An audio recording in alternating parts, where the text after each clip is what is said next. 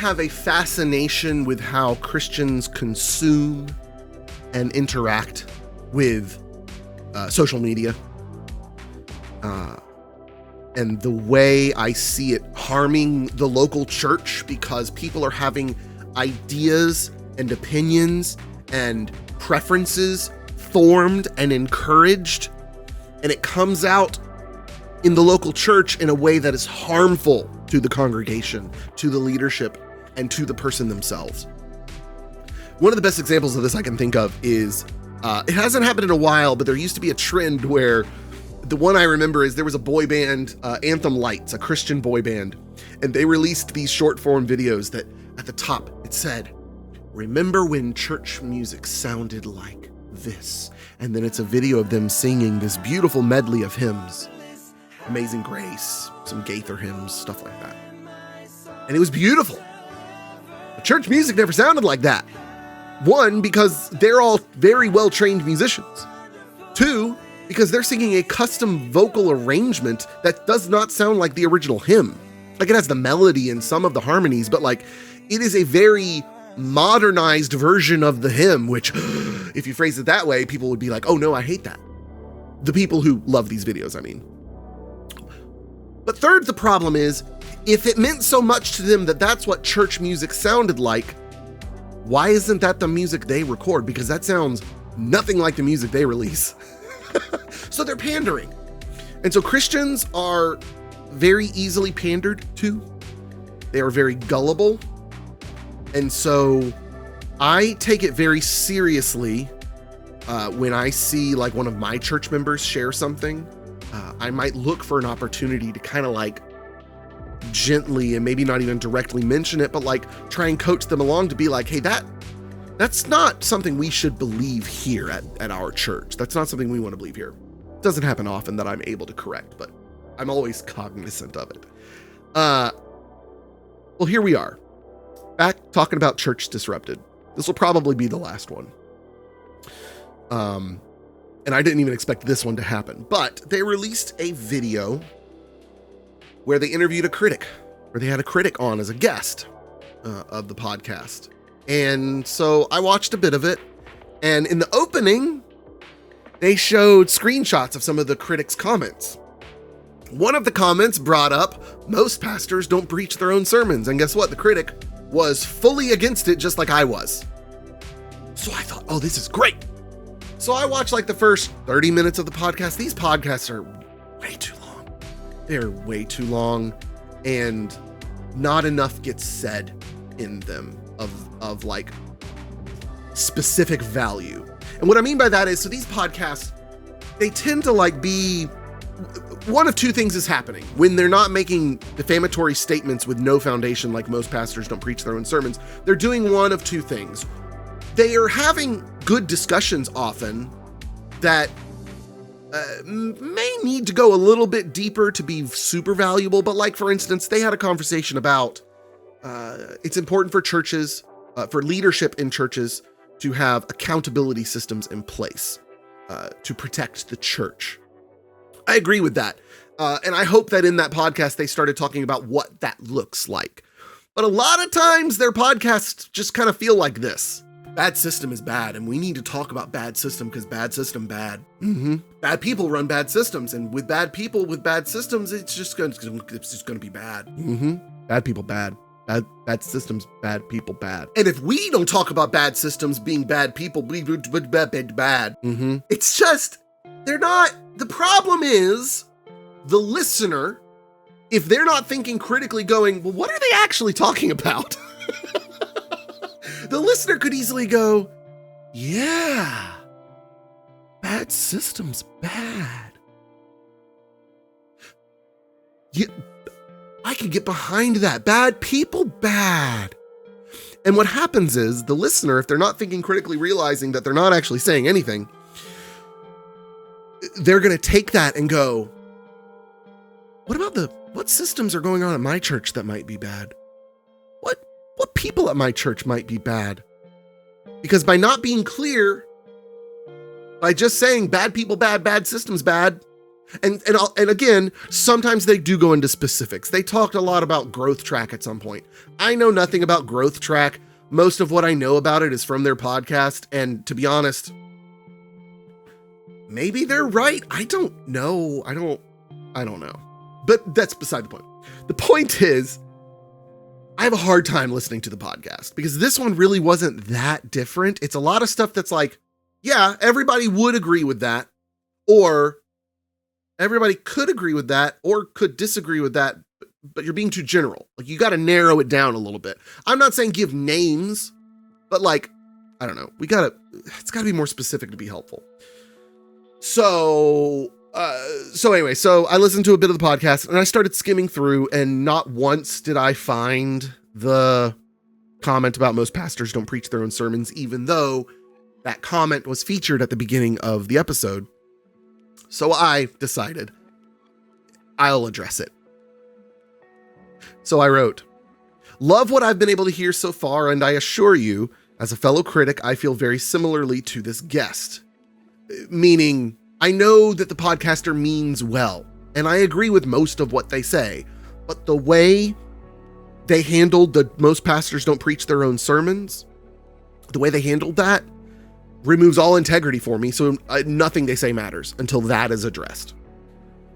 However, I still have major concerns with your defense of the most pastors comment by using basic website view statistics and by moving the goalpost from most to it's a problem.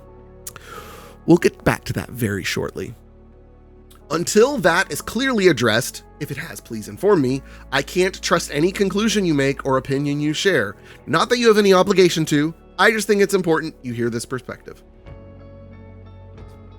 We are glad to hear you enjoyed this episode. TJ had concerns about that too, and we discussed it a little in the episode. We'll get back to that too in just a minute. We hear your concerns and are thankful for you sharing them with us in a much more fruitful way than before. Let's be clear, I started off plenty nice and fruitful previously. You just didn't like being called out. That's just what it amounts to. When you start saying stupid things, you're going to start winning stupid prizes. And I'm going to call it out. From the data we have seen, reminder, the data they have shared publicly is sermoncentral.com view statistics. Not how many purchases have been made, not what those purchases were for. Sermon Central does a lot of stuff. Part of what they do is selling sermons. Part of what they do. And he used website view statistics to prove that most pastors are purchasing sermons. So, from the data we have seen, pastoral plagiarism is both a major problem and affects the majority of pastors in some way. Goalpost moved. Most pastors don't preach their own sermons. It's a major problem and affects the majority of pastors in some way. What does that even mean? What does that mean that it affects most pastors in some way? I mean, the church down the street is preaching better because they're preaching someone else's sermons and it's taking people away from... It doesn't matter what it means. The goalpost, first sentence, second paragraph, already moved. Proved my point. We shared some of those parameters with TJ because he respectfully asked. If all it took was for someone to ask politely, you would have shared more data to plenty of other people. But the only data you ever shared, regardless of how people asked for it, was Sermon Central view statistics. We shared some of the data we looked at publicly, the download numbers from Sermon Central. Not download numbers, view numbers.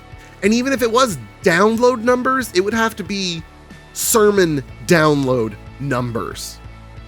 And even then, we'd have to see how many individual purchasers that is to determine if it's most pastors. But we did not share all of it for various reasons, including having information from anonymous sources that have not been given permission to share, that we have not been given permission to share. Are they anonymous to you? I mean, this statement concerns me already. Are they anonymous to you? Surely not. But like, come on, if you're going to be like, well, I know super secret information that I just can't have you privy to because I haven't been given permission yet, but trust me, it's all real.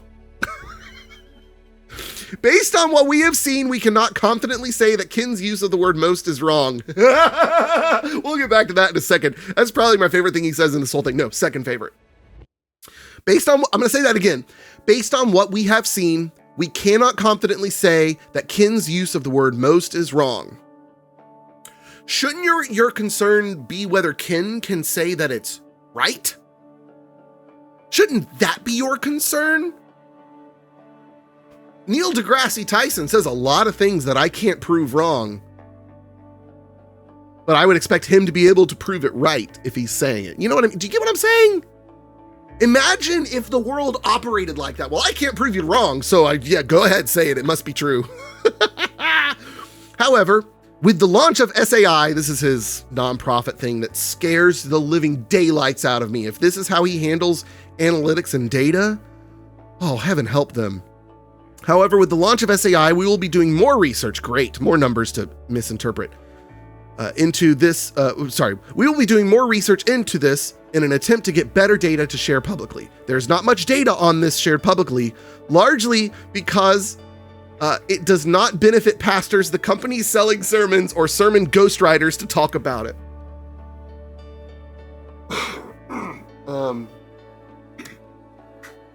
There is no sermon plagiarism industrial complex.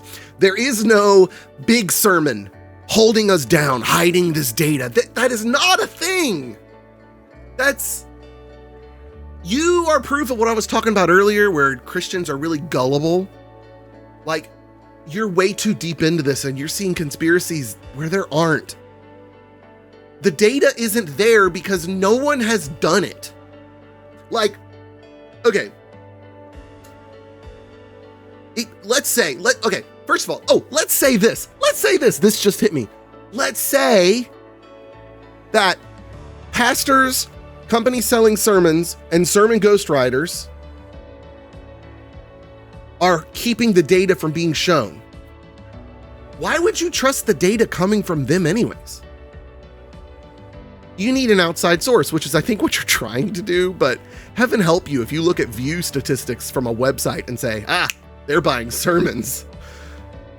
It's just scary to me. This is an adult. This is a grown adult who has been successful in a number of things, as far as I can tell. And he thinks there's a big sermon corporation, conglomerate, industrial complex that's holding him down and holding down the data. It's just silly.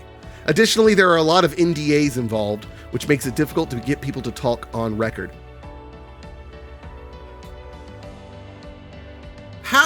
How many NDAs exist that prevent someone from saying, I or someone else in leadership plagiarized sermons or preached pre-written sermons? Because I want to be clear here. Preaching pre-written sermons purchased from Sermon Central is not plagiarism. That is not plagiarism. And he conflates the two as if they're the same. They're not at all the same. But how many NDAs actually exist, right? That would somehow, if they didn't exist, we would somehow have all this data and information about pastors who don't preach their own sermons. It's just not, no. That is not remotely true. I'm not saying there's not a lot of NDAs. I'm not saying NDAs are good or bad. I'm saying the amount of NDAs that exist and are keeping silent this flood of information about pastors plagiarizing is ridiculous. However, recent examples like Josh Howerton's plagiarism of both sermons and apologies have shown this still a big problem. And sadly, he publicly shares reasons why he thinks plagiarism is okay for pastors and a good thing. Okay, great. Talk about that. Talk about him. I don't know who that is. I don't know the story. I never said it doesn't happen. Sure, it happens. Our hope is to be able to find a first of its kind research project into sermon plagiarism later this year. A first of its kind, meaning it doesn't exist now. Meaning you can't say most pastors don't preach their own sermons, and yet you do. And I know he didn't say it, his guest said it, but His guest said it. He didn't question it. Then he chose to highlight it and push it because he knew it would be viral. And guess what it was? Where was I? We understand you may not be satisfied with that answer, and we understand that not everyone will trust the conclusion we share.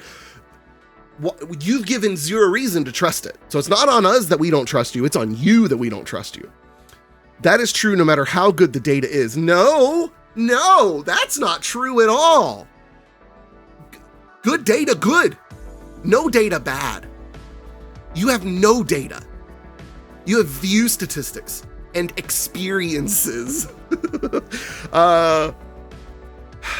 However, please keep in mind that the original conversation that frustrated you was never about data or deep research in the way you have wanted it to be. Once the word most was introduced, it was about data and statistics. The word most was used to defame pastors. Data, statistics, most, majority. Yes, it was about that. We may try to have Ken on again soon, and if that happens, we will ask him about this directly. Great, that sounds awesome. Again, thank you, and I bet what he'll say, yeah, based on my experience. I should have said that. He probably won't say I should have said that, but that's what he should have said. If he had said, based on my experience, most pastors don't preach their own sermons, I would have just said, he's a loon, and move on. Or, I feel bad for him, he's had such a bad experience with pastors. So I responded and quoted, "We can't prove it." Well, this is a translation of what they said. "We can't prove it false, so we will accept it as true. Is so dangerous and not a defense you would accept from a pastor or system you are criticizing. It's also a defense I can make from the other direction. Most pastors do preach their own sermons. You can't prove this false, therefore I accept it as true. The logic doesn't hold up, and that's a huge red flag for me." While that is true on both sides, meaning he acknowledges that they can't prove most pastors don't preach their own sermons, all it shows is that we don't have enough good data. Yeah, that's what I'm saying. That's why we are working on a project to get better data that can be shared. Great. When you find out you're wrong, are you going to go back and remove that episode where you shared lies? Are you going to release an apology saying, hey, we've learned that to not count our chickens before they hatch. We've learned not to count our plagiarisms before they're plagiarized. That's why we're working on a project to get better data that can be shared. Our logic is not and never has been. We can't prove it as false, so it must be accepted as true. You said, and I bring this up later, you said, where is it?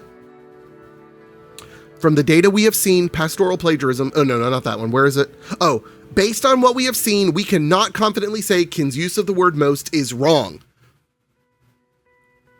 It's not a concern of whether you can prove it wrong. It's a concern of whether you can prove it right.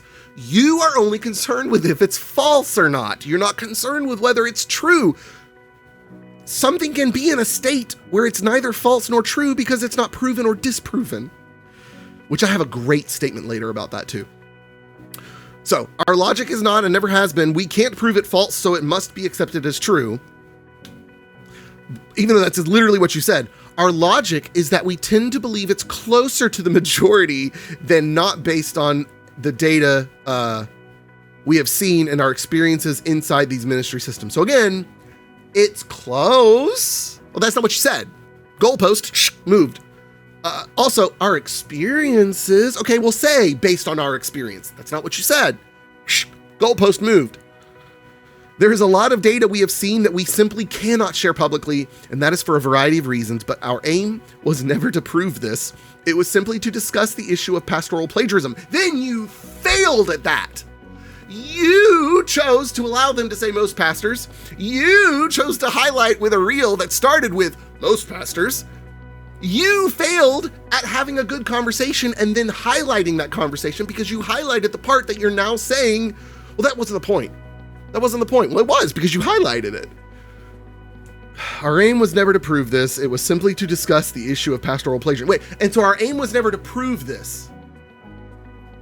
So what else are you going to say in the future that you're like, we're just going to throw this out there, but it's not the point of the conversation, even though it makes a defamatory concrete statement. Anyways, you and others latched onto one guest's word choice and demanded data. This is something I didn't mention in the first video that really drives me crazy about him. And I've seen it in comments to lots of other critics as well. He blames the listener for listening to their words. He blames the listener for thinking and listening critically. We didn't say most pastors. Your guest did. We didn't highlight it as a reel. You did. We didn't defend it with website view statistics.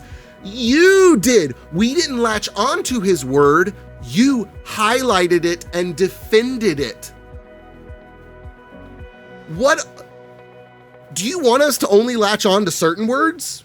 If so, why are you saying all the other words? This is why your podcasts are so long, probably, because you say a lot of things that aren't the point. I mean, I can't talk. This video is at 21 minutes now, and I wanted it to be 10 minutes or less. You and others latched onto one guest's word choice and demanded data. Yeah, because the word choice represents data. Majority. As soon as you introduce that, you are introducing data. But at the end of the day, until church leaders start volunteering more honest data around things like finances, NDAs, plagiarisms, etc., many spiritual abuse elements will be hard to share good data on. I don't disagree. Great. Get good data. But until that good data is here, don't make stupid comments like, most pastors don't preach their own sermons. How do you know that? I don't know that. My experience. It's close. Kind of. That's why we have projects taking priority of ending NDAs. And let's be clear here. NDAs in the church can be a good thing for both parties. They can be a terrible thing for the person leaving. This is another one of those, they're generalizing and it's not very helpful. So that's why we have projects taking priority on ending NDAs and requiring minimum financial transparency standards in churches. When those things happen, more data will become available on issues like pastoral plagiarism. Again, here's the thing though, you're wanting to implement all this stuff, but like these churches that are really problematic with this, they're not going to care. You're talking about the churches that are a part of no like organizational structure, like a convention or a local group of similar believing churches, right? You're talking about the rogue churches that are the real problems. And sometimes not all of them are. Again, let me clarify because I want to clarify my words here in the spot. Not all rogue churches that aren't tied to a convention or a denomination are bad. Some of them are good. But they're the ones that are going to be lacking these accountability systems that you want in place. And I agree, they should be in place. But those people aren't going to care what some organization says. Maybe some of their members will, but they'll just leave. Again, we understand why this bothers you. At the same time, our goal is not what you think it is here, and we won't continually be baited into an argument about something that you have admitted there is not good enough data available to prove either way. That's the point. You can't prove it either way. But you defended it as if it was. I also find it funny that he's like, we won't be baited into an argument. And then he keeps responding. He keeps being baited. We have shared enough, and there is enough available to show pastoral plagiarism is a significant issue that should be addressed. Goalpost moved. Again, you failed at that because you chose to highlight a clip that said most pastors don't preach their own sermons, and I just let that cat out of the bag. That was our goal from the beginning with the post you are referencing from 5 months ago. We are also doing our part to provide more detailed data for people. We get it. We want you to see the data. But to not talk about things we can't get full data on wouldn't help anyone in a world where church leaders have a lot of secrets behind. Hold on, back up. Future Kyle here. Past Kyle was very thrown off by all of the knots in this statement. So I'm going to reread it and respond to it correctly. He says, but to not talk about things we can't get full data on wouldn't help anyone in a world where church leaders, blah, blah, blah, hide information and stuff. The point here he's making is we shouldn't not talk about it just because we don't have all the information. As if I'm saying not to talk about it at all. I'm just saying don't make a false claim like most pastors don't preach their own sermon. You can still have your conversation without saying that. You yourself have said that's not the point of the conversation. So you could have your conversation without saying that and without highlighting it and without defending it. Anyways, back to past Kyle. This guy is hilarious. Hide a lot of secrets behind NDAs, settlements, hush money payments, and threats of litigation. So we will pursue research. He does the things he complains about. Yeah, they're on a smaller level, way lower level, although I do think defaming pastors as a whole is terrible, which that's what was done. So we will pursue research for more data and we'll continue to discuss the issues, but we will not continue to argue in circles about a single word choice of a guest on a single post from months ago. We wouldn't be in circles if you would quit pushing the goalpost in a circle. And so I quote, based on what we have seen, we cannot confidently say that Ken's use of the word most is wrong. By the way, when I responded to these, I did not respond to everything because a lot of what he says doesn't matter to the base conversation. I was trying to keep things focused. By your own words, you don't care whether the statement is true, only that it can't be proven false. You are the one that allowed it to be spoken on your podcast unquestioned. You are the one that chose to highlight the statement out of context, not that context mattered. You are the one that has defended it countless times, often by inaccurately quoting the statement, i.e. moving the goalpost. You are the one pointing to general website view statistics and making extremely illogical and disingenuous connections. Sermon Central sells way more than just prepackaged sermons. Who knows if those views resulted in a purchase at all, let alone a purchase of a sermon. You have to make so many illogical leaps and assumptions to defend most pastors don't preach their own sermons, and I've seen you do this multiple times, even still now. It would have been so easy to say, we should have questioned the statement when it was said, resulting in a better, more thorough discussion. We shouldn't have chosen to highlight it because it's not a claim we can substantiate. You and others, and then I pulled this out in a separate comment just to organize it better. You and others latched onto one guest's word choice and demanded data. To specifically respond to this, shouldn't we? You have an entire podcast episode about not blindly trusting your pastor, which I agree with. Shouldn't we do the same with a podcaster and their guest? Are we supposed to just accept what they say as true? This is where our conversations usually go wrong. No, they go wrong when you start moving the goalpost and flip-flopping. And why we can talk to people like TJ about these things and not you so far. You keep assuming and assigning motives that simply aren't true in an effort to try and paint us into a corner. Okay. What our words said was, we cannot confidently say that Ken's use of the word most is wrong. That's all. Right. That is all you said. Therefore, you care whether you can prove it wrong, not whether he can prove it right. That is what you said. If you had asked for clarification instead of jumping to conclusions by properly interpreting the words you said. If you had asked for clarification instead of jumping to conclusions, we would have gladly shared that the point of those words is to show why we didn't press Ken or try to correct his words. It had nothing to do with us not caring whether the statement is true. By doing that, you lied to try and make your point. That's the kind of thing that continually shuts our conversations down. So I lied. Well, I'll get to this in a second. I need to read. We gave you an opportunity to show us how we could have responded better months ago. Instead, you got mad, assumed we meant things we didn't, and made a response video that by your own admission was petty. Yeah, because I'm willing to admit my faults. Yeah, I'm really petty. And yeah, I find this really funny. But furthermore, I didn't make a video after getting mad. I made a video after you told me to. You said, why don't you try to make some content of your own to have the conversation in a better way? Guess what, buddy? Here's a better way. Where was I? So thank you for sharing what you think we should have done now. But first of all, and I told you what you should have done a while ago too.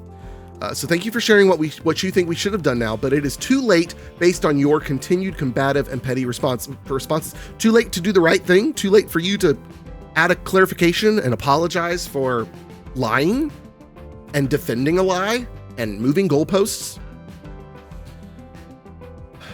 You can want to, but it's too late, blah, blah, blah. You can want to be right or have a conversation, but it's hard to have an actual conversation if you are only worried about proving yourself right. First of all, that's what an argument is. That's what a discussion around a disagreement is. Furthermore, I'm not trying to be right. I'm trying to show you that you don't make sense. We talk to critics on video calls often. We never got that far with you because of the attitude of your responses, friend. Bro, I would have never accepted a video call with you in a million years. I don't have that much time. I don't have the time to do this, but I'm doing it anyways. You still can only snap back about what you disagree with and haven't shown any interest in asking deeper questions. You've missed the nuance continually that we know more than we can share at this point due to a variety of reasons, including NDAs. So don't say it. Or add that in your original comment. So no, and by comment I mean in the episode. Like, stop your guest and say, and let's clarify why we believe most pastors don't preach their own sermons. You didn't. You just moved right along as if it was fact, and then you shared it as if it was fact. So no, we don't agree with you. We feel confident in what we have said and have put out there. You feel confident that Sermon Central view statistics support the claim that most pastors don't preach their own sermons, bozo. And we really wish we could share everything we know right now with you. But we can't. We are working to do something about that with a new research project. He's big on pushing his projects. But you continually ignore that and choose to complain instead. Complain about you lying and being illogical. Yeah, that's what I'm doing. And honestly, based on your responses, we aren't sure the data would matter if we could share it. What that tells me is that it's not good enough data, because I have asked you for data. I have asked you to substantiate the claim that most pastors don't preach their own sermons. And if you somehow have this data that you're not allowed to share, but you think it wouldn't convince me, that means the data sucks. Because you seem more focused on defending pastors than asking questions. I have asked questions. I've asked you to prove the statement, most pastors don't preach their own sermons. So much so that you still ignore the context of the original conversation between Ken and I and the specific churches we were discussing. So wait a minute. This whole time, when he said most pastors don't preach their own sermons, what he actually meant, most pastors out of these 20 churches don't preach their own sermons. Is that what he meant? Because that's what that says to me, is that, no, we weren't talking about all churches. We weren't talking about all churches in America. We were talking about a subset of churches. Baloney. Because when you gave the Sermon Central website view statistics, you listed out the number of churches in America. So yeah, you clarified the context in comments as churches in America. Maybe in the episode, it was meant to be about a subgroup of churches, which makes the whole thing even more ridiculous that you have said the things you've said in comments and not said, I'm really sorry. We poorly edited this together. We should have clarified that this is about a subgroup of churches. Because it says here, you still ignore the context of the original conversation between Ken and I and the specific churches we were discussing. He's bad at this. And yes, we did a podcast episode titled Don't Trust Your Pastor. If you listen, you will notice the point of that episode is to do your own research and check what your pastor says, like the Bereans did with Paul. Exactly. So absolutely, feel free to question us. Do your own research and decide what you believe. No. I don't have to do my own research to ask you to prove the statement you made. Doofus, bozo, because the data ain't there for either of us. But only one of us is trying to make a definitive statement. And it's you. So absolutely, feel free to question us. Do your own research. Most people will come to one of three conclusions. They will agree with the data, blah, blah, blah, blah, blah, blah. I fall between certain ones. I'm trying to remember. He goes off. The third group, they will decide this is just a problem with a handful of pastors, and that the fact that so many pastors view and download from Sermon Central each month, not to mention it is only one company in a huge industry that does a lot more than sell sermons. You keep calling out Sermon Central as if it's just bad. Bad website, bad. No. Website could be used for bad, but not necessarily.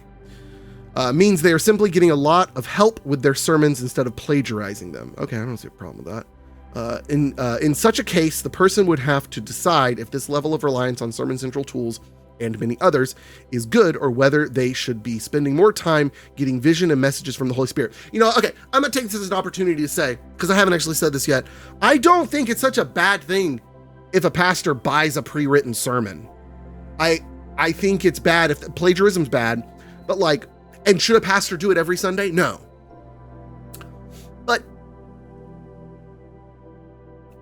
example, my brother-in-law is a pastor, and I remember he had 1 week, I don't remember if it was multiple funerals.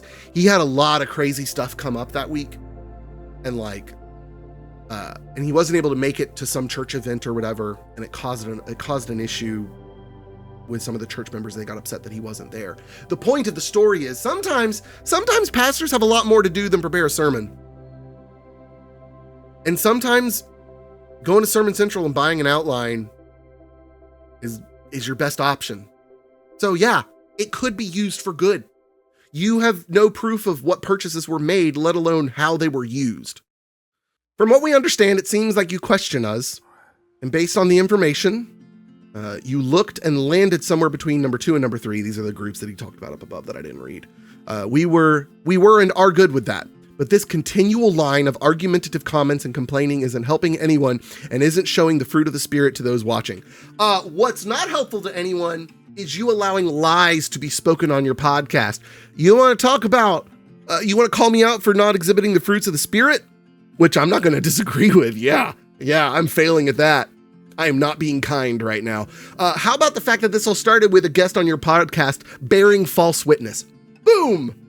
Okay, we gonna bring scripture into this? I'll bring scripture into it. Your guest lied and you defended it and continue to defend it. So to be clear, we are done arguing this with you. No, you're not. If after months you haven't been able to engage in healthy discussion like others have, there hasn't really been much else to talk about. Bad person bad, bad system bad. Like others have, then you probably won't, and that's fine. But we won't discuss the topic with you anymore. Yeah, you will. If you want to keep watching the content and discussing other things, great. Well, I can't do that now because you've blocked me. If you don't like the content and want to move on and not support us, we get it. But continuing to argue this topic and complain about what you think we are saying, no, it's what you said, is simply not an option. Big red hexagon. This will be the only warning we give. No, it's not. Because after months of this, it feels like this has reached creepy stalker level. I mean, I haven't commented on anything since the first video. That's a pretty weak backbone to call this stalker level. I love the irony of you calling me a liar because I logically interpreted your words instead of asking for more details. Asking for more details is exactly what you should have done with Ken. My original point still stands, even with your clarification. Ken, it's so hard to get this back on track because we just talked about so many other things. My original point still stands, even with your clarification. Ken made a definitive defamatory statement that can't be proven or disproven.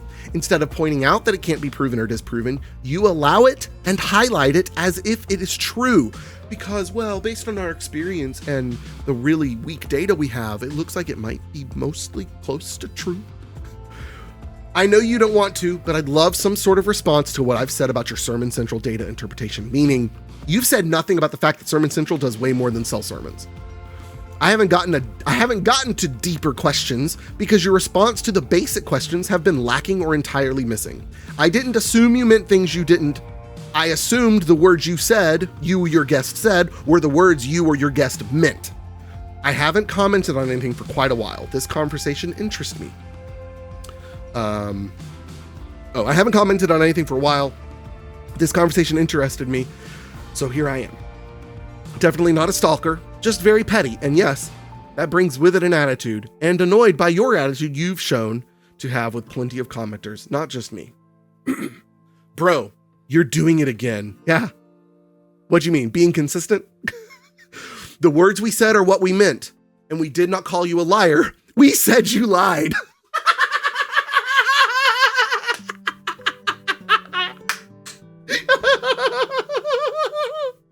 Okay, look. Oh, we did not call you a liar. We said you lied.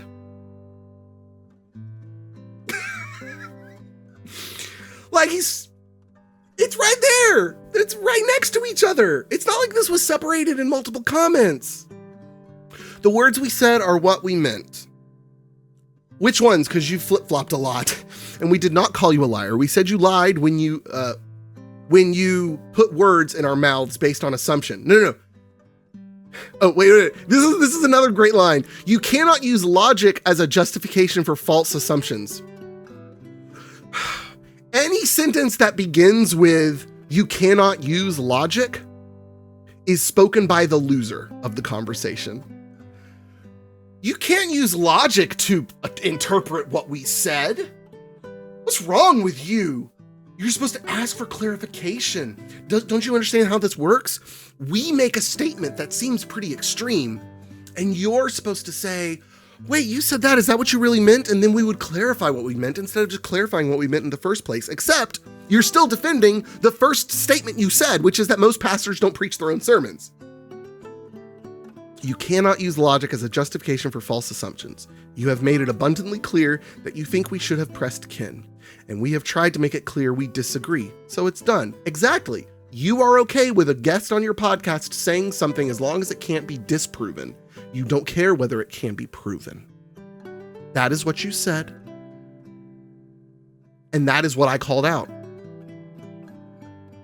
Do you not see how awkward and creepy it is that you are arguing and picking fights on this post, which is about a completely different topic than what you are arguing about here?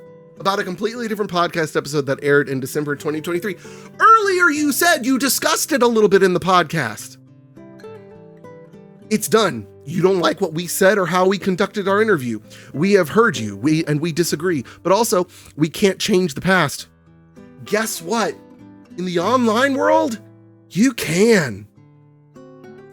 You can re-release that episode with corrections.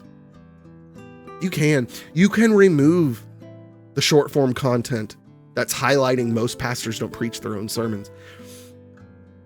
With the beautiful thing called the internet, you can correct the past, buddy.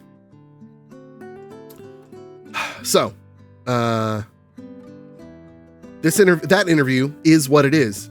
Yeah, and it could be corrected. And we do not have time to continue arguing with you. We have more important things to do. We got other view statistics to overanalyze and guess. So it's time to move on. We are putting this in a separate comment so you don't miss it. We have already told you we will no longer argue over this topic, despite just arguing with me again. You will receive no more warnings from us. It's time to stop and move on. We will not engage you further concerning this argument. So I respond, we did not call you a liar. We said you lied. I mean, I get it. I can see how we can differentiate telling a lie from being a liar, but this is peak comedy. You're poking the tiniest little hole in my words. Meanwhile, I'm asking you to explain your defense of an indefensible statement. You've said yourself that most pastors don't preach their own sermons, can't be proven or disproven. All the more reason for you to question it in the moment. Even more reason for you not to highlight it and defend it the way you have. Your decision to highlight that statement is what deterred from the important conversation, not our ability to listen and think critically. You mentioned me not displaying the fruit of the Spirit, and yeah, I wouldn't disagree in the slightest. This whole thing is built on your guest bearing false witness and you defending it. This is my favorite line of the whole thing. Truth is not found in the absence of disproof. Boom. You're right. And you didn't bring this up in the episode. It was, however, featured in a screenshot at the beginning. So I had hoped it would be addressed. It wasn't, so I addressed it. This wasn't as out of left field as you make it seem. Guess what he does? He responded. We did discuss it a little in the episode. You're bringing up something that has nothing to do with this. We did talk about it a little in the episode. We discussed it a little bit in the episode. All it took was TJ hearing a few more of the parameters and he didn't push it or seem to have any questions. That's fine. You're not talking to TJ. You're talking to KB. I had really hoped after your initial comment that you were ready to pursue more constructive dialogue where you listen and talk. I was hoping you would be ready to make sense. Unfortunately, we've fallen back into the same patterns. The pattern of you flip-flopping. And sadly, and it's not even flip-flopping on serious things, but silly things. And sadly, even after we've said twice now that this argument is done and asked you not to continue, you still are. And so are you, doofus.